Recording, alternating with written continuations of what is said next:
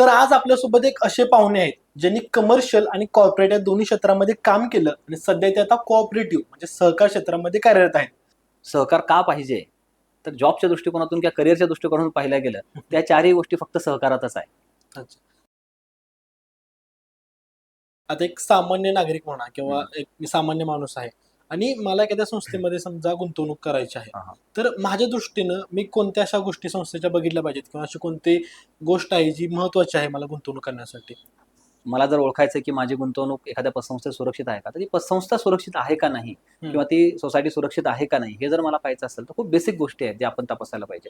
तर सगळ्यात महत्त्वाचा मुद्दा काय तर ज्या पतसंस्थेमध्ये आपण ठेवी ठेवतोय तर ती पतसंस्था कुठकुठल्या प्रकारात कर्ज वाटप करते. अच्छा. आता बघा शासनाने आता नुकतंच पतसंस्थांसाठी एक सर्क्युलर काढलं होतं आणि त्यामध्ये सांगितलं होतं की विनातारणी कर्ज जे आहे अनसिक्युअर्ड लोन जे आहे 15% एकूण कर्जाचे तुम्ही वाटप करू नका. आता 15% ही कमाल मर्यादा आहे जास्तीत जास्त. तर माझं म्हणणं आहे की ज्या पतसंस्था आमच्याकडे असतात आम्ही त्यांना सजेस्ट करतो की हे अजून कमी करता येईल का आपल्याला, याला 10% नेता येईल का, याला 5% नेता येईल का. याचं कारण काय तर जेवढं तुमचं सिक्युअर्ड लोन जास्त आहे, जेवढं तारणी कर्ज जास्त आहे तर तेवढ्या तुमच्या असेट सिक्युअर्स आहेत, तुमचा पैसा सिक्युअर आहे. कदाचित कर्ज थकू शकतं पण ह्या असेट सेल करून, त्या प्रॉपर्टीज सेल करून, ते गोल्ड सेल करून, ते काय तुम्ही तारण घेतलेले ते तारणाची विक्री करून तुम्ही तुमचा पैसा फ्री करू शकताय. मग तारणी कर्जाचं प्रमाण ज्या पतसंस्थेचं ज्या सोसायटीचं चांगलं आहे तर ती संस्था आपण असं म्हणू शकतो की जास्त सुरक्षित आहे. बरं दुसरं त्यामध्ये थोडं खोलवर जाऊन विचार करू शकतो की कुठल्या प्रकारचं तारण घेतलेलं आहे. जसं सोने तारण हे जास्त पटकन लिक्विड होणार आहे. मग सोने तारणामध्ये ती संस्था त्या सोन्याचं ऑडिट करते का, मग ती अजून जास्त सुरक्षित आहे. मग त्याही पुढे समजा काही संस्था आहेत की ज्या अगदी ओपन प्लॉट घेऊन कर्ज वाटतायत, गावाच्या बाहेर कुठेतरी अशी जमीन घेऊन ठेवलेली त्याच्यावर कर्ज वाटलंय तर ते सुरक्षित आहे का तर ती पटकन विक्री नाही होणार. बरोबर. सुरक्षित आहेत का तर आहेत परंतु पटकन विक्री होईल का तर नाही. तर एक लाईन प्रॉपर्टीच्या बाबतीत बोलल्या जाते की सेलेबल आणि मार्केटेबल. सुरक्षित पाहिजे का तारण तर सुरक्षित पण पाहिजे पण ते विक्री योग्य पण आहे का. तर ते विक्री योग्य जर असेल आणि ते सुरक्षित पण असेल लिगली तर अशा संस्था आपण म्हणूयात की ज्या जास्त सुरक्षित आहे. याच्याही पुढे जाऊन आपण याच्यामध्ये असा विचार करू शकतो की एका व्यक्तीला किती कर्ज दिलं जात आहे. नॉर्म्समध्ये प्रुडेन्शियल नॉर्म्स असतील किंवा नियामक मंडळामध्ये यासाठी काही नियम दिलेले आहेत की स्वनिधीच्या किती टक्के तुम्ही एका व्यक्तीला कर्ज देऊ शकतोय. जर याचं प्रमाण जेवढं कमी असेल किंवा एखादी पतसंस्था असेल जी जास्तीत जास्त 5 लाखच कर्ज देते त्याच्यापेक्षा जास्त कर्ज एका व्यक्तीला देतच नाहीये आणि एखादी संस्था असेल जी 1-1 कोटीचं कर्ज वाटतेय, 2-2 कोटी एकाच व्यक्तीला वाटते तर शेवटी आपल्याला एक लक्षात आहे की रिस्क फॅक्टर इथं जास्त इथं कमी आहे. त्यातही मी 5 लाखाचं कर्ज सुरक्षित दिलेलं आहे, तारण घेऊन दिलेलं आहे. मग त्यामध्ये अजून मी प्रॉपर्टी कुठली तारण घेतली तर मी घर तारण घेत आहे की जो लोकांना जिव्हाळ्याचा विषय आहे, तिथं भावना जोडलेला आहे, जिला फक्त लोक कमर्शियल अँगलनं पाहत नाही. मग असं सुरक्षित तारण माझ्याकडे आहे तर माझं पतसंस्था आणि माझं कर्ज दोन्ही गोष्टी जास्त सुरक्षित आहे. आता याच्या विरुद्ध बाजूला असुरक्षित कुठं पाहणार मी तर असुरक्षित संस्था आपण कशाला म्हणतो. काही टेक्निकल गोष्टी पण असतात त्याच्यामध्ये की जसं एक नियामक मंडळानं पतसंस्थांना नुकतं सांगितलं की CRARचा एक कन्सेप्ट आहे, ती जुनी कन्सेप्ट आहे परंतु आता थोडं स्ट्रिक्ट शासन त्या बाबतीत आहे की एखाद्या पतसंस्थेचा CRAR म्हणजे capital to risk asset ratio आपण त्याला म्हणतो, हा किती पाहिजे तर मिनिमम 9% पेक्षा जास्त आहे का. मग काही पतसंस्था असतात की अगदी 12%, 13, 14, 15, 16, 17 पर्यंत खूप चांगले चांगले रेशोज मेंटेन करतात परंतु 9% कमी जर असा रेशो असेल तर मग ती रिस्की आहे. मग आपण का ते मेंटेन नाही करू शकत याची 2 कारणं असतात. एक त्यांचं स्वतःचं भाग भांडवल जे आहे हे कमी आहे किंवा त्यांनी जे कर्ज वाटलेले आहेत हे विनातारणी प्रकारात किंवा जास्त रिस्क घेऊन वाटलेले कर्ज जास्त आहेत. या दोन्ही गोष्टीमुळे यांचा हा रेशो जो आहे तो कमी मेंटेन झालेला आहे. मग हा रेशो आपल्या वार्षिक अहवालामध्ये छापलेला असतो पतसंस्थांच्या. तुम्ही त्यांना विचारू शकता की ह्या वर्षीचा आपला CRAR किती आहे. जर CRAR 9% पेक्षा जास्त आहे तर समजायचं की संस्था थोडी सुरक्षित आहे. दुसरा एक मुद्दा की जसं कर्ज सुरक्षित पाहिजे तसं पतसंस्था सुद्धा काय सगळेच पैसे ठेवीचे कर्जामध्ये गुंतवत नाही. त्यांचं मॉडेल आहे की एक 65 ते 70% कर्ज जे असतं हे कर्ज स्वरूपात पैसे वाटायचे आणि उर्वरित ज्या काही आहेत ठेवी तर त्या शासनानं सांगितलेलं असतं की पतसंस्थांना 25%चा नियम आहे की 25% ठेवी ह्या SLR म्हणून तुम्ही कुठल्या तरी सुरक्षित बँकामध्ये गुंतवा. त्याची नियमावली दिलेली आहे की कुठल्या बँकांमध्ये गुंतवू शकता. मग ही जी रक्कम आहे 25% जी कधीही बँकांना जर अडचणीच्या काळात आवश्यकता असेल किंवा पतसंस्थांना अडचणीच्या काळात आवश्यक असेल तर ते याचा वापर करू शकतात. मग ही रक्कम त्यांनी कुठं गुंतवलेली आहे तर आपल्या अहवालामध्ये त्याची यादी दिलेली असते की त्या बँका सुरक्षित आहेत का. मग आता या रकमा मोठ्या असतात. उदाहरणार्थ माझी जर संस्था 100 कोटीची असेल तर किमान 20 ते 25 कोटी रुपये माझे FD स्वरूपात मी बाहेर कुठेतरी गुंतवलेले असतात. मग ही गुंतवणूक माझी योग्य ठिकाणी आहे का नाही हे जर आपण बेसिक 4-5 गोष्टी जरी तपासल्या की याची गुंतवणूक योग्य बँकेत आहे का नाही, ती बँक सुरक्षित आहे का नाही ज्या बँकेत या पतसंस्थेची गुंतवणूक आहे, पतसंस्थेनं अशाच बँकेत गुंतवणूक केली आहे का की जे त्याला लागू आहे नियमानुसार. त्यानंतर दुसरा विषय की कर्ज यांनी तारणी कर्ज किती वाटलेलं आहे, विना तारणी कर्ज किती वाटलेलं आहे, किती कालावधीसाठी वाटलेलं आहे, उगाच खूप दीर्घ कालावधीसाठी दिलेले आहेत का, किंवा त्या पतसंस्थांचे कर्जाचे व्याजदर खूप अवास्तव आहे का, 25%, 30%, 35%, असं काहीतरी चुकीच्या पद्धतीनं. कारण एवढ्या जास्त व्याजदरानं जर कर्ज वाटले असतील, मुळात पतसंस्थांना तारणी आणि विना तारणी कर्जासाठी 14 किंवा 16% कॅप दिलेला आहे. त्याच्यापेक्षा जास्त टक्केवारीनं ते कर्ज वाटू शकत नाही. मल्टीसेट सोसायट्यांना अजून आला नाही, किंवा बँकांनाही स्वायत्तता आहे कर्जाच्या व्याजदरामध्ये. परंतु तरीही स्वायत्तता जरी असली तरी एका प्रमाणाच्या बाहेर जाऊन जर कर्जाचे व्याज जर आपण लावत असू, तर निश्चितच ते कर्ज घेणारी व्यक्ती ती परतफेड करेल याची शाश्वती पण कमी असते. मग आपली पतसंस्था ज्याच्यात आपण गुंतवणूक करतोय, ती पतसंस्था हे सगळे क्रायटेरिया फुलफिल करते का, ह्या काही जर बेसिक गोष्टी आपण पाहिल्या, आणि हे अगदी आपल्याला मॅनेजमेंटपर्यंत विचारायची आवश्यकता नाही. ज्या शाखेमध्ये आपण ठेवी ठेवतो तिथूनही ही माहिती मिळते. आणि शाखाधिकाऱ्यांना माहित असते, किंवा कर्जाची माहिती प्रत्येक संस्था आपली कर्जाची मार्केटिंग करतात, आपल्या ठेवीच्या मार्केटिंग करतात, त्यातूनही आपल्याला अंदाज येतो. वार्षिक अहवाल संस्थांचे असतात, त्यातूनही आपल्याला अंदाज येतो. मग ह्या सगळे बेसिक पॅरामीटर जरी आपण तपासू शकलो तरी आपल्याला अंदाज येऊन जातो की नाही, ही संस्था नक्की सुरक्षित आहे किंवा नाही आहे. आता म्हणजे थोडक्यामध्ये मी एवढं सांगेन, म्हणजे जसं समजलेलं आहे की 15% पेक्षा म्हणजे तारण आपण संस्थेचं बघितलं पाहिजे. त्यानंतर संस्थेचा जो वार्षिक अहवाल आहे तो बरोबर आपण बघितला पाहिजे, त्यात CIR वगैरे निश्चित. बघितलं पाहिजे, नंतर SLR वगैरे पाहिलं पाहिजे. बरोबर. आता हेच सगळं तुम्ही फक्त असं सांगा की 4 पॉईंट्स मध्ये जर तुम्ही आपल्या ऑडियन्सला सांगायचं आहे की ह्या 4 गोष्टी तुम्ही पाहिल्या पाहिजेत, एकदम थोडक्यात कसं सांगाल तुम्ही? निश्चित. हा थोडा मग सांगितलं थोडं टेक्निकल आहे, त्यामुळे कदाचित ते समजायला तेवढं सहज सोपं वाटणार नाही. येस. परंतु एक बेसिक गोष्ट जर आपण पाहिली की एक संस्थेचं तारणी कर्ज किती आहे आणि विना तारणी, तर Okay. तारणी कर्जाचं प्रमाण जर जास्त असेल तर निश्चितच संस्था एका लेवलला सुरक्षित आहे असं आपण म्हणूयात. त्यानंतर पहिला पुढचा मुद्दा विषय की संस्थेचे कर्मचारी जे आहेत हे प्रशिक्षित आहेत का नाही, हे आपण पाहायला पाहिजे, की जेणेकरून ही संस्था सुरक्षित राहणार आहे का नाही भविष्यात, हिचं विजन जे आहे ते पूर्ण होणार आहे का नाही, हे आपल्या लक्षात येईल. तिसरा महत्त्वाचा विषय, आपण कुठल्याही संस्थेमध्ये गुंतवणूक करताना त्याचे अहवाल तपासले पाहिजेत, त्यांचं बॅलन्स शीट तपासलं पाहिजे की ह्याच्यामध्ये त्यांच्या लिक्विडिटी किती आहे, तर यांच्या एकूण ठेवी किती आहेत, शाखा किती आहेत, त्या अहवाला सर्व माहिती जी आवश्यक आहे ती शासनानं सांगितलेली आहे. तर या सगळ्या माहिती आपण तपासू शकतो. आणि चौथा महत्त्वाचा विषय जो आहे, तर ही लोकशाही पद्धतीने चालणारी संस्था आहे का नाही, किंवा जे मॅनेजमेंट आज या संस्थेला सांभाळत आहे तर त्यांचं विजन काय आहे, ते कुठल्या कारणासाठी ही संस्था चालवत आहेत, ते कशा पद्धतीने या संस्थेला पुढे नेत आहेत, ते सभासदांचं हित जपतायत का, ते आपल्या कर्मचाऱ्यांचं हित जपतायत का, ते नेमकं काय या संस्थेला कुठे घेऊन चालले, उद्दिष्ट त्यांचं किंवा काय? स्वतःच हित जपताय. तर एवढ्या बेसिक गोष्टी आहेत की ज्या प्रत्येकाला कळतात. आणि जरा एवढ्या गोष्टी आपण तपासल्या तरी एक चांगला अंदाज आपण बांधू शकतो की बाबा ही संस्था सुरक्षित आहे का नाही. आणि मला सांगायला खरंच आनंद होईल की आता मी एवढ्या पतसंस्थांना महाराष्ट्रभर फिरून मागच्या काही वर्षात भेटलोय, तर जे तुम्ही मला विचारलं की चांगल्या पतसंस्था कशा ओळखायच्या आणि अडचणीतल्या कशा, तर प्रमाणाच्या बाबतीत जर मी महाराष्ट्राचं उदाहरण देईल की महाराष्ट्र हे असं राज्य आहे की चांगल्या पतसंस्थांची संख्या किंवा चांगल्या मल्टीसेट सोसायटींची संख्या ही महाराष्ट्रात खूप जास्त आहे. अगदी तुरळक काही संस्था आहेत की कदाचित काही मिसमॅनेजमेंटमुळे त्या अडचणीत आल्या असतील, त्याही प्रमाण त्यामध्ये शक्यता आहेत की त्या परत एकदा सुरळीत होतील. आणि जे रेशोज मी तुम्हाला आता सांगितलेत की ते प्रत्येक वेळेसच लागू होतील असं नाही, कदाचित 1 वर्ष मागे पडू शकतं काहीतरी कारणानं, परत त्याही संस्था रुटीनमध्ये येतील.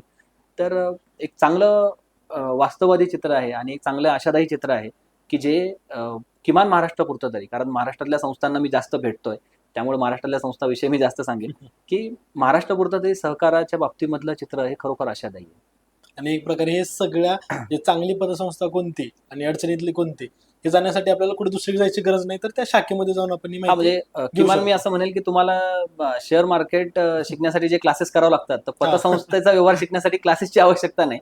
तुम्ही बेसिक 4-5 गोष्टी शिकलात तरी चांगले आणि वाईट नक्कीच ओळखू शकाल. कर्जाची प्रक्रिया नेमकी कशी असते पतसंस्थेमध्ये? साधारणतः काय होतं की सभासदांनाच कर्ज दिलं जावं असा एक पतसंस्थांना नियम आहे. पतसंस्था असेल किंवा आपल्या मल्टीसेट कॉपरेटिव्ह सोसायटीज असतील, दोन्ही बाबतीमध्ये कुठल्याही पतसंस्थेला एक महत्त्वाचा नियम काय आहे, अर्बन कॉपरेटिव्ह बँक्सला सुद्धा यांना 2 महत्त्वाच्या गोष्टी आहेत. एक की जे कार्यक्षेत्र त्यांना सांगितलेलं आहे, तर तुम्ही कर्ज फक्त त्याच कार्यक्षेत्रातल्या व्यक्तीला देऊ शकतात. बरं, कार्यक्षेत्रात कोणत्याही व्यक्तीला देऊ शकतात का, तर नाही. तर दुसरा महत्त्वाचा नियम काय की ती व्यक्ती त्या संस्थेचा सभासद म्हणजे शेअर होल्डर असली पाहिजे.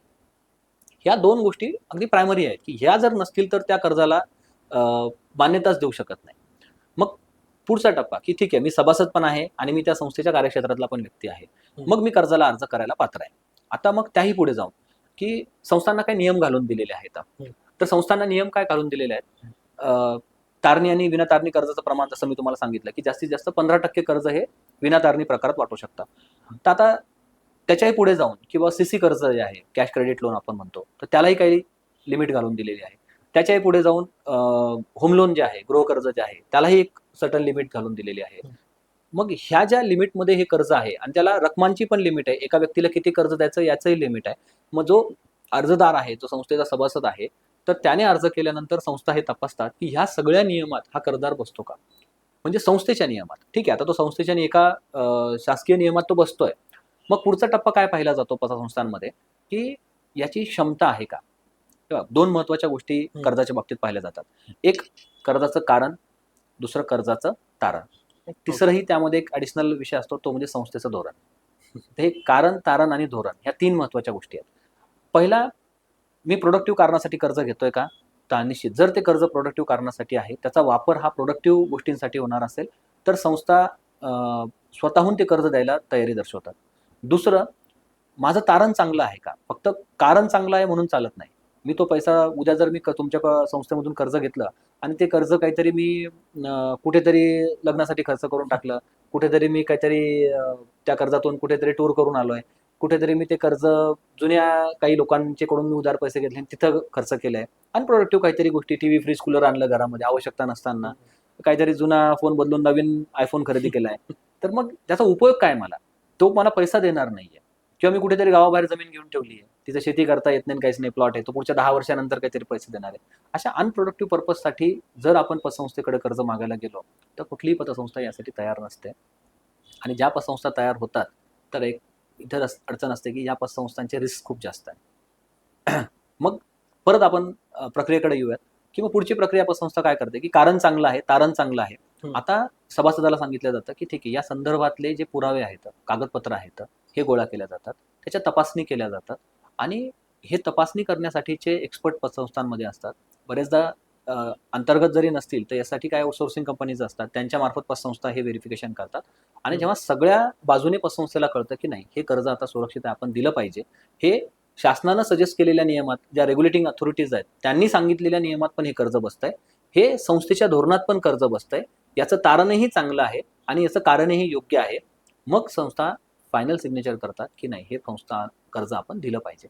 काही सभासदांचा अनुभव असतो की आम्हाला पटकन कर्ज भेटलं, तर त्याचं कारण असतं की तारण, कारण आणि धोरण हे त्यांचं योग्य असतं, त्याला पटकन कर्ज भेटणार. तुमचं तिन्हीपैकी एकही गोष्ट जर चुकीची असेल, तर तिथं कर्ज भेटायला तुम्हाला एक तर उशीर लागणार किंवा कदाचित तुमचं कर्जच होणार नाही. बरोबर. आता कसं आहे, ऑनलाईन कर्ज पण बऱ्याच वेळेला भेटतं. तर मग या डिजिटल युगामध्ये सहकार क्षेत्रातली जी संस्था आहेत किंवा सहकार क्षेत्र, ते नेमकं कुठं आहे? हा पण तसा हा प्रत्येक वेळेस सहकाराला ज्यावेळेस प्रश्न विचारला जातो, त्यावेळेस डिजिटल बाबतीमध्ये प्रश्न कायम येतो. आता बघा 2 गोष्टी आहेत, की एक सहकारी संस्था ह्या किती डिजिटल झाल्यात. तर निश्चितच आपण जर कोर बँकिंग च्या बाबतीमध्ये बोलायला गेलो, तर आज प्रत्येक संस्था आहे की जी कोर बँकिंग सोल्युशन वापरते. आज कुठेही तुम्हाला असं दिसणार नाही की जुन्या पद्धतीने कोणीतरी रजिस्टरवर खतावणी करतंय, असं नाहीये. प्रत्येक संस्था संगणकाचा वापर करते, प्रत्येक संस्था कोर बँकिंग सोल्युशनचा वापर करते. तर तेवढ्या डिजिटल संस्था आहेत का? तर निश्चित आहे. आता आपण थोडं अजून पुढे जाऊया, की युपीआय सर्व्हिसेसच्या बाबतीमध्ये असेल किंवा डिजिटल लोनच्या बाबतीत तुम्ही म्हणलात, बरोबर. की डिजिटल लोनच्या बाबतीत असेल, तर इथं थोडं पतसंस्थांमध्ये आपल्याला अभाव जाणवतो. पण याची 2 कारणं आहेत, की मला डिजिटल लोन का वाटायचंय? जर मी त्याच गावात राहतोय, माझी शाखा त्याच गावात आहे, जो माझा कर्जदार आहे, तो रोज माझ्या शाखेसमोरून जाणं-येणं करतोय. मी जाता-येता घरी जाताना मला त्याचं रोज घर दिसतंय, कारण कार्यक्षेत्र छोटं आहे. मग या छोट्या कार्यक्षेत्रामध्ये मला काम करायचंय, तर मला डिजिटल व्हायची खरोखर आता लगेच घाई आहे का? तर नाही आहे. उलट फिजिकली मी त्याला प्रत्यक्ष सेवा देऊ शकतोय. तुम्ही बघा, आजही तुम्ही ज्यावेळेस अशी एखादी गोष्ट ऑनलाईन मागवतात, तर त्यावेळेस ती गोष्ट पैसे पेड केल्यानंतर घरी येईपर्यंत तुम्हाला थोडं टेन्शन असतं, की यार ही वस्तू बरं ठीक आहे, आल्यानंतरही तुम्हाला टेन्शन असतं, की यार ही वस्तू योग्य ठरेल का नाही ठरेल. ते तसंच आहे. परंतु मित्राने जर तुम्हाला सांगितलं, अरे बिलकुल चल आपल्या दुकानात घेऊन टाक, 100% माझ्या गॅरंटीवर, तर तुम्हाला विश्वास जास्त वाटतो. ते तसंच आहे, की कितीही आपण देश डिजिटल झाला असं म्हणू, बघा अजूनही आपण इंडियात नाही राहत, अजूनही आपण भारतातच राहतो. त्यामुळं सगळाच देश डिजिटल झालाय का? तर नाही. डिजिटलच्या दिशेने आपण जातोय हे निश्चित आहे. पतसंस्थांनी जायला पाहिजे का? तर निश्चित जायला पाहिजे. पण केव्हा जायला पाहिजे हा निर्णय सुद्धा आपल्याला घ्यावा लागेल, की पतसंस्थांची एक साईज किती झालेली आहे, त्याचं कार्यक्षेत्र किती मोठं वाढलेलं आहे आणि आता वैयक्तिक सुविधा मी देऊ शकतोय का नाही. ज्यावेळेस मी वैयक्तिक सुविधा देऊ शकत नाही, ज्यावेळेस माझा कर्मचारी तुमच्यापर्यंत पोहोचू शकत नाही, मग निश्चित मला डिजिटलकडे गेलं पाहिजे. आता याच्यासाठी 2 गोष्टी येतात, की एक पतसंस्थेची कॅपॅसिटी आहे का नाही, की डिजिटल होण्यासाठी, कारण त्यासाठी कॉस्ट आहे. तर पतसंस्थांची कॅपॅसिटी आहे का, तर निश्चित आहे. ज्या पतसंस्थांचं कार्यक्षेत्र वाढलेलं आहे, ज्यांच्या सभासदांची संख्या वाढलेली आहे, ज्यांचा नफा खूप चांगला आहे, तर त्या पतसंस्थांची कॅपॅसिटी पण आहे की त्या डिजिटल होऊ शकतात. आता कुठल्या कुठल्या सर्व्हिसेस डिजिटल करू शकतात, तर डिजिटल लोनपर्यंत जायची गरज आहे का, तर होते ते बऱ्याच प्रमाणात ते डिजिटल करतात. किमान डॉक्युमेंटेशन पार्ट हा तरी पतसंस्था बऱ्यापैकी आता डिजिटल करू लागल्यात.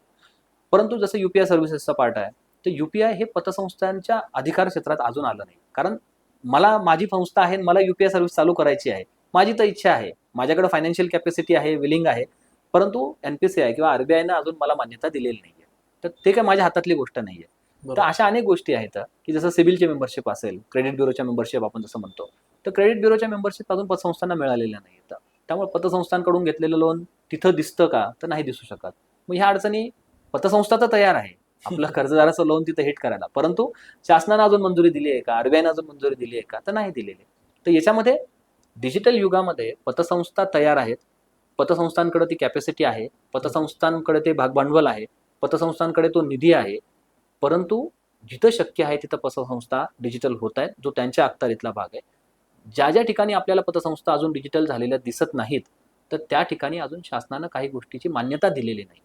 आणि जोपर्यंत मान्यता देत नाही तिथं कायदा मोडून ह्या सगळ्या गोष्टी तर संस्था करू शकत नाही. म्हणजे आज आपण पतसंस्थांना चेक क्लिअरिंगची सुविधा नाहीये, की पतसंस्थांचे चेक नसतात. का नसतात, तर क्लिअरिंग हाऊसमध्ये त्यांना जागा नाहीये. मग नाहीये तर ही पतसंस्थेची चूक आहे की शासनानं अजून त्यांना मान्यता दिली नाही. कधी ना कधी शासन देईल, कारण शेवटी पतसंस्था जेवढ्या रूट लेवलला पोहोचल्यात आता, तर तेवढ्या अजून बँकाही पोहोचल्या नाहीत. त्यामुळं सगळ्याच गरजा जर पूर्ण करायच्या आणि जर डिजिटल आपल्याला देश करायचाच आहे, तर मग पतसंस्थांना याच्यापासून अलिप्त नाही ठेवता येणार. काही तांत्रिक अडचणी असतात, काही रेग्युलेटिंग अडचणी असतात, कायद्यातले बदल हे लगेच एका रात्रीतून करता येत नाहीत. म्हणून पतसंस्थांना डिजिटल व्हायला थोडा वेळ लागतोय, परंतु पतसंस्था डिजिटल होण्यामध्ये अग्रेसिव्ह नाही आहेत का, तर असं अजिबात नाही. पतसंस्था निश्चित अग्रेसिव्ह आहेत आणि त्या होतात सुद्धा आहेत. आता तुम्ही कर्ज प्रक्रियेबद्दल माहिती सांगितली आणि त्यामध्ये एक मुद्दा मला जाणवला की व्यवस्थापन जितकं गरजेचं आहे तितकं एम्प्लॉई आहेत, त्यांचं कौशल्य म्हणा ते खूप गरजेचं आहे पतसंस्था चालवताना म्हणा. तर मग प्रत्येक पतसंस्थेला हे जमत नाही. मग प्रत्येक म्हणजे तुमच्या अनुभवातून सांगा की नेमकं कशा प्रकारे त्यांना ते वाढवता येईल किंवा चांगल्या प्रकारे काम करता येईल त्यामध्ये. जसं मी तुम्हाला सांगितलं ना, की कारण हा प्रश्न जसा तुमचा आहे तसा हा सगळ्या पतसंस्थांचा पण आहे, की ठीक आहे, माझ्याकडे जे कर्मचारी आहेत त्यांचं स्किल डेव्हलप मला करायचं आहे, तर त्यासाठी मला काही कालावधी लागणार आहे. परंतु तेवढा कालावधी माझा व्यवसाय नाही थांबवू शकत मी. तेवढ्या कालावधी मी बरोबर. माझ्या सभासदांना त्या सर्व्हिस देण्यापासून थांबवू शकत नाही. मग याच्यासाठी एक मॉडेल आहे. हे अगदीच नवं आहे पतसंस्थेच्या बाबतीत असं आपण म्हणू शकतो. परंतु मार्केटमध्ये हे खूप जुनं पर्याय आहे. तर त्याला आपण म्हणतो की आउटसोर्सिंग मॉडेल आहे. आउटसोर्सिंग काय आहे? तर जसं कर्ज वाटण्याची प्रक्रिया आहे, तर थोडी जटिल आहे. तिथं थोडं एक्सपर्टी लागतंय. योग्य कर्जदार शोधणं, त्याच्यात कागदपत्र तपासणं किंवा काही आपण टेक्नॉलॉजी अपग्रेड करायची असेल तर त्या बाबतीतल्या एक्सपर्टी असतील. अगदी आपली प्रॉडक्ट्स डेव्हलप करायचे असेल त्या बाबतीतल्या एक्सपर्टी असतील. पतसंस्थांनी अगदी नियमात बसवून चालवायचे असतील, ते रेशोज मेंटेन करायचे असतील, त्या संदर्भातल्या एक्सपर्टी असतील. तर प्रत्येक ठिकाणी तुम्हाला एक्सपर्ट लागेल आणि हे सगळे एक्सपर्ट आपल्या पतसंस्थांमध्ये उपलब्ध आहेत का? तर नाहीये. हळूहळू जशी संस्था मोठी होतील तसे चांगले कर्मचारी तयार होतील, प्रशिक्षणाच्या माध्यमातून नवीन काही लोक आले असतील तर तेही आपल्याला तयार करता येतील, परंतु तो कालावधी जाणार आहे. मग आता हा जो आउटसोर्सिंग मॉडेल आहे हा कसा काम करतो? आता रिसेंटली पतसंस्थांच्या बाबतीत आत्ताच सोने तारण कर्ज संदर्भात एक सहकार आयुक्तातून एक सर्क्युलर आलं. त्या सर्क्युलरचा उद्देश काय असतो? किंवा जे काम पतसंस्था स्वतः करण्यामध्ये आज सक्षम नाहीत किंवा त्यांच्या कॅपॅसिटी आता पूर्ण झालेल्या आहेत, परंतु व्यवसाय अजून वाढवायच्या संधी आहेत. अशा ठिकाणी तुम्ही मार्केटमध्ये अशा रेडीमेड कंपनीज आहेत, की ज्या कंपनीज आपल्या पतसंस्थांसाठी ऑलरेडी ह्या कंपनीज बँकांसाठी काम करतायत. एनबीएफसीज बँकमध्ये हजारो कोटीचे पोर्टफोलिओ ह्या कंपनीज चालवतात. मग ह्या कंपन्यांची आपण मदत घेऊ शकतोय का? तर निश्चित घेऊ शकतो. मग ह्या खूप खर्चिक आहेत का? तर अजिबात नाही. का नाही आहेत? परंतु जर मला स्वतःला एखादं कर्ज वाटप करायचं आहे. समजा मला सोने तारण कर्जाची आवश्यकता माझ्या संस्थेसाठी आहे आणि मला सोने तारण कर्ज वाढवायचं आहे. मग मी काय करणार? तर सोने तारण कर्जाचे एखादा एक्सपर्ट आधी मला हायर करावा लागेल, की जो माझं प्रोडक्ट तयार करेल. मग तो एक्सपर्ट आल्यानंतर त्याच्या अंडर मला एक हायरार्की लेव्हलला टीम तयार करावी लागेल. माझ्या सर्व शाखांमध्ये कर्मचारी, सेल्स टीम भरावं लागेल. ऑपरेशन्समध्ये, टेक्नॉलॉजीमध्ये लोकं आणावं लागतील आणि मग हे केल्यानंतर मला किती कर्ज वाटायचं आहे. मग ह्या सगळ्या लोकांच्या एक्सपर्टचा खर्च, त्यांचे एफर्ट्स, त्यांना लागणारा वेळ आणि त्यानंतर त्या प्रोडक्टची डेव्हलपमेंट किंवा त्या प्रोडक्टमध्ये तयार होणारा पोर्टफोलिओ, हा पतसंस्थांना जास्त खर्चिक आहे का रेडीमेड मार्केटमधलं सोल्युशन आपल्याला जास्त एक्सपेन्सिव्ह वाटतंय? तर मला असं वाटतं निश्चित रेडीमेड सोल्युशन हे कधीही सुरुवातीच्या काळात आपल्याला स्वस्त वाटतं. पतसंस्थांच्या बाबतीतच आहे का? जसं मी तुम्हाला म्हणलं, की बँकांनाही हे कळतं, की एखाद्या प्रॉडक्टमध्ये आपली एक्सपर्टी कमी पडते किंवा आपण त्या सेल्समध्ये कमी पडतोय, तर त्याला आउटसोर्स करूया. बरोबर. मग हे आउटसोर्सिंग कुठं होऊ शकतंय? तर आपल्या सोने तारण कर्जाच्या बाबतीत आउटसोर्सिंग आहे किंवा गृह कर्जाच्या बाबतीत जे सिक्युर्ड लोन्स आहेत, की तिथं आपल्या पतसंस्थांना थोडं अडचणी येतात, की आपल्याला चांगले प्रॉपर्टीज मिळत नाही, चांगले कर्जदार मिळत नाही किंवा त्याचा क्रेडिट करणारी व्यक्ती आपल्याकडे तेवढी एक्सपर्ट अनेकदा ग्रामीण भागात मिळत नाहीत. मग अशा सगळ्या ठिकाणी आपण आउटसोर्सिंग करू शकतो. याच्याही व्यतिरिक्त आता हे झाले कर्जाचे प्रोडक्ट. आता याच्या व्यतिरिक्त जसं आपलं ऑडिट सिस्टम असेल, की ते तेवढं इंटरनल ऑडिट आपलं तेवढं स्ट्रॉंग नाही आहे. तसं एक्सटर्नल ऑडिट म्हणजे आपलं स्टॅट्युटरी ऑडिट जे असतं, हे आपले पॅनलचे सीए जे आहेत, तर ते येऊन आपल्याकडे दरवर्षी करत असतात. तर परंतु फक्त वर्षातून एकदा किंवा दोनदाच ऑडिट करणं गरजेचं आहे का? तर नाही. दैनंदिन ऑडिट पण झालं पाहिजे. मग त्याच्यासाठीचा उपाय काय आहे? तर आउटसोर्सिंग आहे, की माझ्याकडे इन हाऊस एक्सपर्टी आत्ता नाही आहे. मी त्याच्यावरती खर्च खूप जास्त आज करणं हे पतसंस्थेच्या खर्चाच्या किंवा प्रॉफिटच्या हिताचं नाही आहे. मग मी त्याला आउटसोर्सिंग मॉडेलमध्ये जाणार. ऑपरेशनल पार्ट आहे. याच्याही व्यतिरिक्त, की मला माझी टीम तयार करायची आहे. मग मी 2 गोष्टी करू शकतो, की मी स्वतःचं एक इन हाऊस ट्रेनिंग सेंटर चालवणार. मग त्यामध्ये एक्सपर्ट्स हायर करणार आणि मग माझे कर्मचारी तयार करणार. मग तो सेंटरचा खर्च आला. त्याच्यासाठी एक्सपर्टचे खर्च आले आणि त्यानंतर सातत्यानं त्याचा युटिलायझेशन आला. माझ्या संस्थेची साईज खूप मोठी आहे, तर इन हाऊस निश्चित केलं पाहिजे. परंतु जर नाही आहे, तर मग माझ्याकडे पर्याय काय, की आउटसोर्सिंग. की मार्केटमध्ये अनेक एक्सपर्ट आहेत, तर मी त्यांची मदत घेतली पाहिजे. अशा अनेक गोष्टी आहेत, की जी माझी पतसंस्था किंवा माझी मल्टीस्टेट सोसायटी किंवा माझी कोऑपरेटिव्ह बँक स्वतः आत्ता करणं हे गरजेचं आहे. पण त्या खर्चासाठी मी जिथे कुठेतरी मागे जातोय, तिथं ज्या पद्धतीनं या नॅशनलाइज्ड बँक्स असतील, कमर्शियल बँक्स असतील किंवा एन-बी-एफ-सीज असतील, यांनी जे मॉडेल आत्मसात केलेलं आहे, तर त्याला बिझनेस फॅसिलिटेटर मॉडेल असेल, बिझनेस करस्पॉन्डन्स मॉडेल असेल किंवा आउटसोर्सिंग मॉडेल आपण म्हणतो, या मॉडेल्सचा वापर आपण निश्चित करू शकतो. याचे 2 महत्त्वाचे फायदे आहेत बघा. एक, की आपला वेळ वाया जात नाही आणि दुसरं, जर बिझनेस नाही झाला, तर आपल्याला पैसे गुंतवायची गरज नाही. आपलं नुकसान होणार नाही. मग आणि बिझनेस झाला, तर निश्चितच संस्थेला त्याचा फायदा आहे. बरं, एक्सपर्टीची कॉस्ट जी आहे, ही मार्केटला म्हणजे पतसंस्थांमध्ये त्या प्रॉडक्टच्या कॉस्टमध्ये सगळ्यात जास्त जर आपल्याला पैसा कुठं द्यावा लागतो, तो एक्सपर्टीसाठी आहे.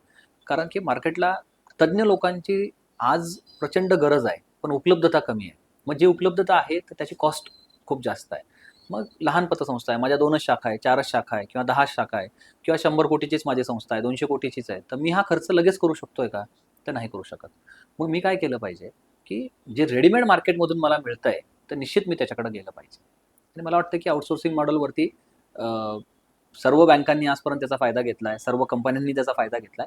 सहकार थोडंसं या मॉडेलपासून आजपर्यंत मागं होतं. परंतु निश्चित मी म्हणेल, की आपल्या सहकारानं सुद्धा जर ही गोष्ट आत्मसात केली, तर त्याचा फायदा आपल्यालाही आहे. म्हणजे सहकार त्याचा फायदा घेतला तर त्यांच्या एम्प्लॉईजना फायदा होईल, निश्चित. असं आहे. पण आता असं आहे की आता मी तरुण आहे हां, हां. आणि सहकाराबद्दल जेवढं मी आता सध्या ऐकलं तेवढं बऱ्याच तरुणांना माहिती नाही. हां, हां. कारण तितके तरुण त्या सहकार क्षेत्रामध्ये नाहीत. तर बरोबर. माझं असं होतं की तुम्हाला की तरुण पिढीनं सहकारामध्ये यावं का आणि नेमका कोणत्या संधी आहेत तरुणांसाठी या सहकार क्षेत्रामध्ये? हां, तरुण पिढीनं सहकारात यावं का? तर निश्चित यावं. कारण की प्रत्येक तरुणाला असं वाटतं, की माझं काहीतरी करिअर घडलं पाहिजे. आणि मी बरोबर. जसं मगाशी तुम्हाला सांगितलं, की 4 महत्त्वाच्या गोष्टी आहेत, की एक, मला चांगला पगार पाहिजे, मला जॉब स्टॅबिलिटी पाहिजे, मला चांगली पोझिशन पाहिजे आणि हे सगळं असताना मला चांगलं समाधान पाहिजे, की मी जे काही आयुष्यभर काम केलेलं आहे, तर हे जे माझं चांगलं काम आहे, हे कुठेतरी या कामाचं मला माझ्या उतारच्या काळामध्ये समाधान असलं पाहिजे, की मी आयुष्य खर्ची कुठे चांगल्या कामासाठी घातलंय.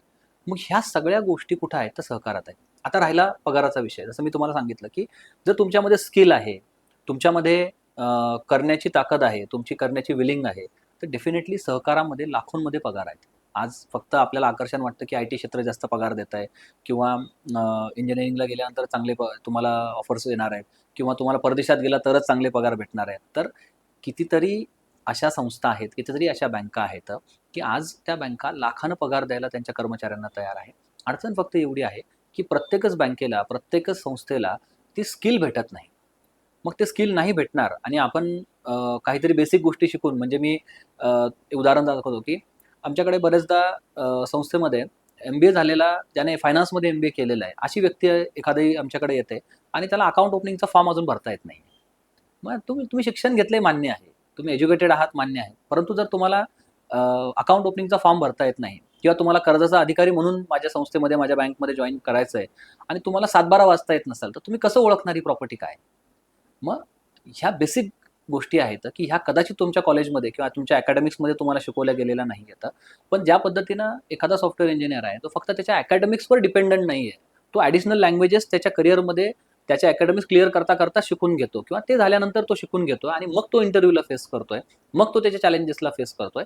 त्या पद्धतीनं आपल्या तरुणांनी सुद्धा ह्या पद्धतीनं जर केलं की तुमचं कॉमर्स ग्रॅज्युएशन कंप्लीट होता होता तुम्ही हे ॲडिशनल स्किल शिकून घेतले, तुमचं MBA पासआउट होता होता तुम्ही समजून घेतले. बघा, ही खूप छोटी गोष्ट आहे की अकाउंट ओपनिंगचा फॉर्म किंवा 7-12 समजून घेणं. जर ही बेसिक गोष्टच मला माहीत नाही आहे, तर मग माझं एज्युकेशन हे फक्त कागदापुरती डिग्री राहील. बरं, त्याची आवश्यकता नाही आहे असं आहे का? तर नाही. तीही गोष्ट शिकणं गरजेचं आहे, परंतु हे ज्ञान अद्ययावत करणं गरजेचं आहे. मग याला गरज काय? तर तुम्ही ऑनलाईन ऑप्शन्स आहेत प्रशिक्षणाला, ऑफलाईन ऑप्शन्स आहेत, त्याचा वापर करू शकता. दुसरं, आज इथं खूप संधी आहे. का? तर जसं तुम्हाला माहिती नाही आहे की इथं काय काय संधी आहेत किंवा इथं काय अपॉर्च्युनिटी आहेत, तर हे मार्केट मी मगाशी सांगितलं तुम्हाला की अनटच मार्केट आहे. आज खूप मोठ्या वॅकन्सीज आहेत, खूप चांगल्या चांगल्या पोझिशन्स ओपन आहेत, मोठमोठ्या सहकारातले ब्रँड्स आहेत की ज्यांना सुद्धा चांगल्या कर्मचाऱ्याची गरज आहे.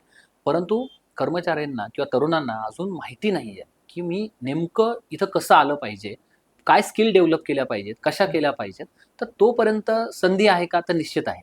एकदा आता अशा पद्धतीनं जागरूकता निर्माण झाली, एकदा चांगल्या सॅलरीजचे एम्प्लॉईज आपल्याला मार्केटमध्ये दिसायला लागले, की निश्चित इथं सुद्धा तीच गर्दी होणार जी इतर सेक्टरमध्ये झालेली आहे. परंतु तोपर्यंत तरी आपण म्हणूयात की निश्चित इथं संधी आहे का? तर आहे. चांगले पगार आहेत का? आहेत.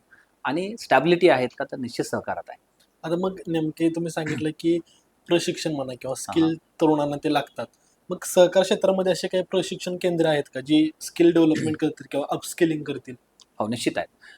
आता ह्या अनेक स्तरावरती याचा प्रयत्न केला जातो. म्हणजे आपण शासकीय स्तराच्या बाबतीत बोलूयात. तर शासनानं काही शिखर संस्था याच्यासाठी निश्चित केलेल्या आहेत. अनेक शिखर संस्था आहेत की ज्या प्रशिक्षण देतायत. सहकारी संस्थांमध्ये प्रयत्न करतायत की चांगले कोर्सेस लॉन्च करतायत, चांगले प्रशिक्षण शिबिरं आयोजित करतायत. ज्याच्या माध्यमातून जे सध्या कर्मचारी आहेत पतसंस्थांचे किंवा बँकांचे, तर त्यांना ह्या सगळ्या शिखर संस्था प्रयत्न करतायत की आपल्याला काहीतरी चांगलं देता येईल. परंतु सहकारी संस्थांची संख्या आणि सहकारी संस्थांना प्रशिक्षण देणाऱ्या संस्थांची संख्या याच्यात थोडी तफावत आहे. मग तिथं अजून खूप जास्त गरज आहे काम करायची. आता काय होतंय की तरुणांनी एक विचार केला पाहिजे किंवा जे कर्मचारी आहेत आत्ता पतसंस्थांचे किंवा बँकाचे त्यांनी सुद्धा, की मी गेल्या किती वर्षात ज्यावेळेस काम करतोय पतसंस्थेमध्ये, तर मी काय अपग्रेड केलंय स्वतःमध्ये. म्हणजे उदाहरणार्थ मी एक कॅशियर म्हणून जर एखाद्या पतसंस्थेमध्ये जॉईन झालो आज, तर कॅशियर म्हणून जॉईन झाल्यानंतर मान्य आहे की ज्यावेळेस मी जॉईन झालो त्यावेळेस मी फ्रेशर होतो, मला नॉलेज नव्हतं. मला माझ्या पतसंस्थेनं किंवा माझ्या बँकेनं बेसिक नॉलेज दिलेलं आहे आणि त्याच्यावरती मी काम करतोय. मग मागच्या 1 वर्षात, मागच्या 2 वर्षात मी स्वतःमध्ये काय नवीन डेव्हलपमेंट केलेली आहे. मी कॅशियर म्हणून जरी जॉब करत असलो, तरी सुद्धा मग माझ्या कॅशियरच्या जॉब रोलमध्ये अजून काय-काय नवीन गोष्टी आहेत, ज्या मी नवीन शिकलोय. तर असं होत नाही. आणि जर तुम्ही हे करणार नाहीत, तर मग तुम्हाला अडचणी आहेत. मग आता याच्यासाठी आपण प्रयत्न करतोय की ऑनलाईन काही कोर्सेस यांना देता येतील का? ऑनलाईन प्रशिक्षणाच्या माध्यमातून, कारण 20,000 मी तुम्हाला म्हणलं मगाशी की एवढ्या प्रशिक्षणार्थीला प्रशिक्षण देण्याकरता मला 4-5 वर्ष लागलेत. तर लाखो कर्मचारी आहेत. तर त्यांच्यापर्यंत आपण लगेच पोहोचणं शक्य नाही. मग छोट्या-छोट्या कोर्सेसच्या माध्यमातून ऑनलाईन प्रशिक्षण आपण द्यायचा प्रयत्न करतोय. ऑफलाईन प्रशिक्षणाच्या माध्यमातून काही स्पेशलाइज्ड सर्व्हिसेस आपल्याला संस्थांना देता येतात का? त्यांच्या कर्मचाऱ्यांना काही असं स्किल आहे की जे प्रत्यक्ष बसूनच शिकवावं लागणार आहे, ते देता येतं का? असाही आपण प्रयत्न करतोय.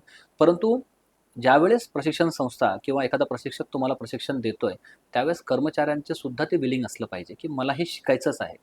ज्या पद्धतीनं तुम्हाला माहिती आहे की मी आता सॉफ्टवेअर इंजिनियर झालो, पण ही एक ॲडिशनल लँग्वेज जर मी शिकलो, मी जर आता जावा शिकलो, मी जर आता पायथन शिकलो, तर मला माहिती आहे की माझ्या सॅलरीजमध्ये किंवा माझ्या पोझिशनमध्ये काय हाईक होणार आहे आणि ते टार्गेट ठेवून मी ते शिकतो.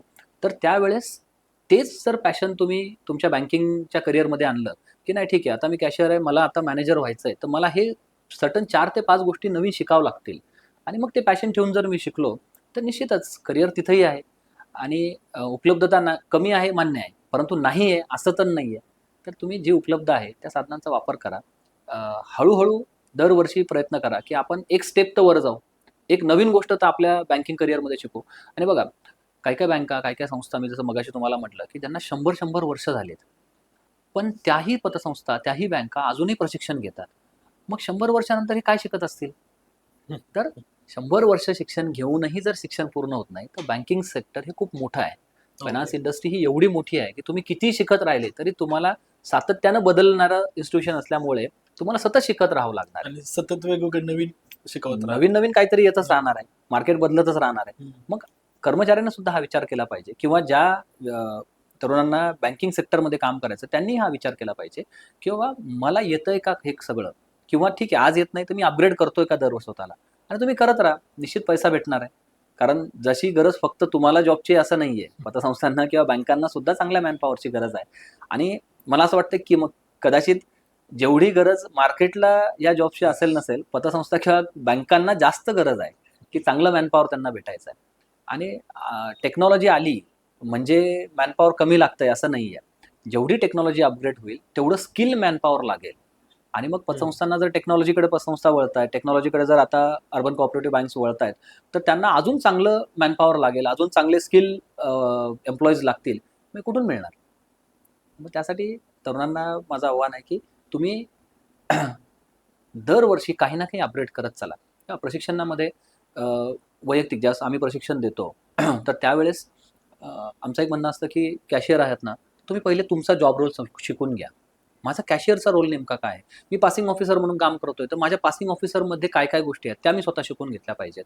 मग एक लेवलला मी माझी पोझिशनला जे आहेत, माझं जे आत्ताचं काम आहे ते मी शिकून घेतलं पाहिजे. बरोबर. दुसऱ्या लेवलला मी आता स्वतःला अपग्रेड पण केलं पाहिजे, की आता मला प्रमोशन पाहिजे, आता मला नेक्स्ट पोझिशन पाहिजे, आता मला नेक्स्ट इन्क्रिमेंट पाहिजे. तर मग मी पुढे जाऊन काय केलं? आणि हा ॲटिट्यूड ठेवून जर एम्प्लॉई बाहेर जातील किंवा ते अपग्रेड करतील, तर निश्चितच ज्या सॅलरीज तुम्हाला एक्सपेक्टेड आहेत त्या मिळणारच आहे. आता या क्षेत्रामध्ये तुम्ही काम करताना हां. जवळपास 1,000 पेक्षा जास्त पतसंस्थांसोबत काम केलं आणि बरोबर. तुम्ही सांगितलं की तब्बल आपण 20,000 पेक्षा जास्त कर्मचाऱ्यांना तुम्ही ट्रेन केलंय. मग बरोबर. एक कोणता असा तुम्हाला महत्वाचा पॉईंट वाटतो की ह्या पॉईंटवरती सध्याच्या घडीला सर्व पतसंस्थांनी किंवा कर्मचाऱ्यांनी काम करणं गरजेचं आहे? हां, असे अनेक मुद्दे येतात, की जिथं आता खरं तर काम करायची गरज आहे. परंतु तरी पण आपण काही बेसिक गोष्टी अशा घेऊयात, की आता इमिडिएटली आपण ॲक्शन ज्याच्यावर घेतली पाहिजे, ती म्हणजे मुळात आपण सहकार समजून घेतला पाहिजे. आपण पतसंस्थेत जॉब यासाठी करतोय का, की मला 2 ठिकाणी इंटरव्ह्यू देऊन जॉब नाही भेटला, तिसऱ्या ठिकाणी मिळालाय. तर आता मी इथं करतोय. तर मला पगार मिळतोय म्हणून मी काम करतोय नाही. तुम्ही पहिले ज्या सेक्टरमध्ये काम करतायत ना, ते क्षेत्र समजून घ्या. तुम्ही सहकार समजून घ्या. मग तुम्ही तुमचं टार्गेट ठरवा, किंवा नेक्स्ट 5 इयर्समध्ये मी कुठं जाणार आहे? माझं सॅलरी काय असली पाहिजे? माझी पोझिशन काय असली पाहिजे? आणि ज्यावेळेस बघा, तुमच्या संस्थेचे काही टार्गेट्स ठरलेले आहेत, की आता डिपॉझिट एवढं वाढवायचं आहे, कर्ज एवढं वाढवायचं आहे, ते तुम्ही अचीव्ह करताय ते ठीक आहे. परंतु तुमचे वैयक्तिक टार्गेट्स काही ठरलेत का? की मला आता मी ज्या पोझिशनला जॉइन झालो, इथून अजून 2 ग्रेड मला वरती जायचंय. मग किती कालावधीत जायचंय? ठीक आहे, मला पॅकेज काय त्यावेळेस असणार आहे. आणि हे वैयक्तिक टार्गेट जेव्हा कर्मचारी ठरवेल, तेव्हा तो स्वतःला अपग्रेड करायला लागेल. ज्यावेळेस प्रशिक्षणामध्ये कर्मचाऱ्यांना माझं एक कायम सांगणं असतं, की तुम्ही ज्या गोष्टी शिकून घेतायत आज, तर ते तुम्हाला भविष्यात काय कामाला येणार आहे? म्हणजे उदाहरणार्थ, की MSCITचा कोर्स केला पाहिजे. का केला पाहिजे? कम्प्युटरचं नॉलेज नॉलेज आलं पाहिजे. पण MSCITचा कोर्स केल्यानंतर प्रत्येक जण वर्ड, एक्सेल, पॉवर पॉईंट तेवढ्याच चांगल्यानं चालवतो का? नाही, बरोबर. तर नाही होत. म्हणजे तुमच्याकडे सर्टिफिकेट आहे, पण तुम्हाला एक्सेल चालवता येत नाही. मग तुमच्या नुसत्या सर्टिफिकेटचं काय करणार? तर तुम्ही जे शिकताय ते तुमच्या कामात तुम्ही वापरलं, तर तुमचं त्याला फिनिशिंग येईल त्या शिक्षणाला. आणि मग जसं मी तुम्हाला सांगितलं, की या वेगवेगळ्या लेव्हलचे कोर्सेस आहेत, की तुम्ही कॅशियर लेव्हलला असाल, तुम्ही पासिंग ऑफिसरला असाल, तुम्ही सेल्स रिलेटेड कोर्सेस असाल, मार्केटिंग रिलेटेड तुमच्या जॉब्स असेल, आणि टार्गेट ओरिएंटेड जर तुम्ही राहिलात, तर हे सगळ्या स्पेशलायझेशन जसं तुमच्या स्किल्समध्ये येत जाईल. तुम्ही 5 वर्ष जॉब केलाय, 10 वर्ष केलाय, 15 वर्ष, 20 वर्ष केलाय, तर ऑटोमॅटिक जे तुम्हाला पाहिजे ते मिळणारच आहे. दुसरा एक महत्त्वाचा मुद्दा याच्यामध्ये मला सांगायचा आहे, की प्रशिक्षणाच्या बाबतीत जेव्हा आपण विचार करतो ना, तर हे जे टार्गेट एम्प्लॉईज ठरवतात, म्हणजे माझा वैयक्तिकपणे याबद्दल जाणून आहे, की काही कर्मचारी, काही संस्था अशा आहेत की ज्यांना आम्ही सुरुवातीला जेव्हा प्रशिक्षण द्यायला गेलो आणि असं लक्षात आलं, की अगदी बेसिक सॅलरीज आहेत यांच्या, आणि संस्थेने सांगितलं, की बॉस आम्ही या बेसिक सॅलरीज आहेत ह्याच अफोर्ड करू शकतो. आता आमची संस्था नवीन आहे. म्हटलं काही हरकत नाही. साधारणतः 1 वर्ष, 2 वर्ष, 3 वर्ष या संस्थांसोबत जेव्हा आम्ही काम केलं, आणि आम्हाला असं लक्षात आलं, की दरवर्षी यांचे एम्प्लॉई जसं डेव्हलप होत आहेत, तसं ऑटोमॅटिक त्या एम्प्लॉईचे टार्गेट्स अचीव्ह व्हायला लागले. म्हणजे त्या एम्प्लॉईज टार्गेट असेल कदाचित मला आज 10,000 पगार आहे, पुढच्या वर्षी मला 20 पाहिजे, त्याला मिळाला आहे. त्याने टार्गेट ठेवलं नाही पुढच्या वर्षी मला 30 पाहिजे, तर त्याला तोही मिळाला आहे. मग कसं काय मिळाला? तर संस्थेनं का दिला? तर त्याचे स्किल डेव्हलप होत असताना त्याचे स्किल त्यानं त्याच्या संस्थेसाठी युटिलाइज केले. ते युटिलाइज झाले की संस्थेचा पोर्टफोलिओ वाढला, संस्थेचा नफा वाढला आणि संस्थेचा नफा वाढला तर संस्था नफ्याचा वापर काय करणार आहे? आपल्या कर्मचाऱ्यांची बरोबर. सॅलरीज वाढवणार आहे, कर्मचारी टिकवण्यासाठी वापरणार आहे, सभासदांसाठी वापरणार आहे. कारण मी मगाशी सांगितलं की इथं नफेखोरी नाही आहे. याचा वापर चांगल्या कामासाठी केला जातो. मग निश्चितच त्याचं बेनिफिट ऑटोमॅटिक त्या कर्मचाऱ्याला मिळत जात आहे. तुम्ही कर्मचाऱ्यांच्या प्रशिक्षणाबद्दल सांगितलंच, पण मला असं वाटतं की कर्मचाऱ्यांसोबतच जे व्यवस्थापन आहे किंवा जी संस्था आहे ती पण तितकीच महत्वाची आहे. मग त्यासाठी आपले कोणते प्रशिक्षण केंद्र किंवा कोणता प्रशिक्षण प्रोग्राम त्यासाठी आहे का? हा निश्चित. जर आपण प्रशिक्षणाचा विचार करायला लागलो तर प्रशिक्षण प्रत्येकासाठी आवश्यक आहे. जसं मी कर्मचाऱ्यांच्या बाबतीत बऱ्याचशा गोष्टी सांगितल्या. त्याला स्पेशलाइज कॅटेगरीज आपण केलं होतं. तर तसं सीओसाठी जे मॅनेजमेंटचाच एक भाग आहे. तर सीओसाठी एक वेगळं प्रशिक्षण घ्यायला आपण सांगतो किंवा त्या प्रशिक्षणासाठी काही वेगळा सिलेबस आपण देतो. त्यानंतर काही प्रशिक्षण असं आहे जे मॅनेजमेंटसाठी आहे, की जे धोरणात्मक निर्णय मॅनेजमेंटला घ्यायचे, संचालकांना घ्यायचे, तर त्यांच्यासाठीचा भाग आहे. याही व्यतिरिक्त पुढे जाऊन फक्त प्रशिक्षणापुरतंच थांबतोय असं नाही. कारण प्रशिक्षण दिलं म्हणजे इम्प्लिमेंटेशन झालं असं नाहीये. बरोबर. आपण प्रयत्न करतो की ह्या सगळ्या संस्थांना आपण अजून काय सर्व्हिसेस देऊ शकतो की त्यांच्या इम्प्लिमेंटेशनमध्ये सुद्धा आपली मदत होईल. त्याही पुढे जाऊन काही संस्था अशा आहेत की ज्या अडचणीत आहेत, की ज्यांच्याकडे काहीतरी NPAचं कारण वाढलेलं आहे, काहीतरी सायबर रिलेटेड इश्यूज आलेले आहेत, काहीतरी ठेवींची कमतरता आहे, कुठे कर्ज वाटपाच्या संदर्भात अडचणी आहेत.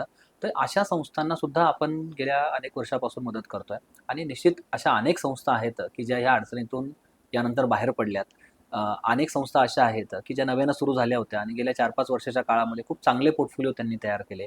अनेक अशा संस्था सुद्धा आपल्याकडे आहेत की ज्या संस्था एक बेसिक लेव्हलला अडकल्या होत्या की इथून पुढं ग्रोथ नाही होत आहे आणि आपण त्यांना अशा पद्धतीचं मॉडेल सेट करून दिलं की ते आता खूप चांगल्या ग्रोथ करतायत. तर मला असं वाटतंय की हे मॉडेल प्रत्येक संस्थेसाठी वेगळं तयार करावं लागतं आणि काही प्रमाणात आपल्याला त्यामध्ये यश आलेलं आहे की आपण संस्थांसाठी काम करू शकतोय आणि तो आनंद पण मोठा आहे की सहकारामध्ये असं काहीतरी काम करायला मिळतंय आणि सहकारी संस्था आपल्यावरती विश्वास ठेवून ते काम करतायत. तर निश्चितच पुढेही आमचा हा प्रयत्न कायम असणार आहे की अजून आपण संस्थांना काय देऊ शकतो, अजून सहकारी बँकांना काय देऊ शकतो, अजून मल्टीसाईड कोऑपरेटिव्ह सोसायटी असतील ज्या देश पातळीवर काम करतात त्यांच्यासाठी नवीन काय करू शकतो आणि सगळ्यात महत्त्वाचं म्हणजे ह्या सगळ्या संस्थांच्या माध्यमातून ह्या संस्थांचे सभासद आणि यांचे कर्मचारी यांच्यासाठी आपण नवीन काय करू शकतो. तर निश्चित आम्ही प्रयत्नशील आहोत त्यासाठी. तर आता आपण शेवटच्या सेगमेंटकडे वळतो, जो स्पिरिट संवादचा रॅपिड फायरचा सेगमेंट आहे. तर मी तुम्हाला प्रश्न विचारेल, काही ऑप्शन देईल आणि त्याचे उत्तर तुम्हाला रॅपिड द्यायचं आहे. हां. तर पहिला प्रश्न असा आहे की सहकार क्षेत्र आज नेमकं कुठं अडकलंय? नेत्यांचा हस्तक्षेप झालाय, लोकांचा गैरसमज आहे किंवा स्वतःचा जुना मॉडेल आहे किंवा वरीलपैकी तिन्ही? सहकाराचं थोडं मॉडेल जुनं आहे. आपल्याला ते अपग्रेड करावं लागेल. बरोबर. डिजिटल युगामध्ये सहकाराची सर्वात मोठी गरज नेमकी काय आहे? पूर्ण डिजिटलायझेशन म्हणा किंवा प्रशिक्षण प्राप्त कर्मचारी, पारदर्शकता की चांगली ब्रँडिंग? प्रशिक्षण प्राप्त कर्मचारी. ओके. कर्मचारी डेव्हलप तर सर्वच डेव्हलप. येस. सहकारी बँक आणि जी कमर्शियल बँक आहे त्यातली ग्रामीण भागासाठी नेमकी कोणती उपयुक्त आहे? तर कमर्शियल, सहकारी की दोन्ही? मिक्स मॉडेल हे कधी पण चांगलं राहील. ओके. तर डिजिटल युगामध्ये सहकार अपग्रेड न झाल्यानंतर नेमकं काय होईल असं तुम्हाला वाटतं? आणि जी तरुण पिढी आहे आमच्यासारखी ती पूर्णपणे नष्ट होईल किंवा 10% फक्त ज्या संस्था आहेत त्या टिकतील आणि मोठ्या कमर्शियल बँका पूर्ण त्यांची जागा घेतील की लोकांच्या भाषेमध्ये फक्त जी कागदाची बँक आहे तशी बनवून राहील? तरुण पिढी थोडं बाहेर पडायचं बघेल मग सहकारातून जर आपण पूर्ण डिजिटल नाही झालो तर. ओके. आणि यामध्ये आता शेवटचा प्रश्न की कमर्शियल बँक आणि सहकारी संस्था एकच गोष्ट स्वॅप करायला भेटली, म्हणजे कमर्शियल बँकेतली गोष्ट सहकारी बँकेत आणि सहकारी बँकेतली गोष्ट कमर्शियल बँकेत, तर कोणती गोष्ट स्वॅप कराल? टेक्नॉलॉजी, ग्राहक सेवा, निर्णय घेण्याचा वेग की पारदर्शकता? टेक्नॉलॉजी. येस. धन्यवाद सर. तुमच्याशी बोलून सहकार क्षेत्रातील पूर्ण ज्ञान, ज्या की आपल्या न समजणाऱ्या गोष्टी आहेत त्या खूप चांगल्या तुम्ही सोप्या भाषेत लोकांना समजून सांगितल्या आणि मी ऑडियन्सला सांगेल की जर सरांशी तुम्हाला संपर्क साधायचा असेल किंवा जे कर्मचारी आहेत, पतसंस्थेतले अधिकारी आहेत किंवा पतसंस्था, जर त्यांना सरांची प्रशिक्षण कशा प्रकारे चालतं किंवा त्याचं जर नॉलेज पाहिजे असेल तर आम्ही सरांचा नंबर या डिस्क्रिप्शन बॉक्समध्ये किंवा इथे डिस्प्ले केला आहे, त्यावरती संपर्क करा आणि सरांचं प्रशिक्षण मिळवा आणि सहकार क्षेत्राला समृद्ध करा. धन्यवाद. Thank you sir.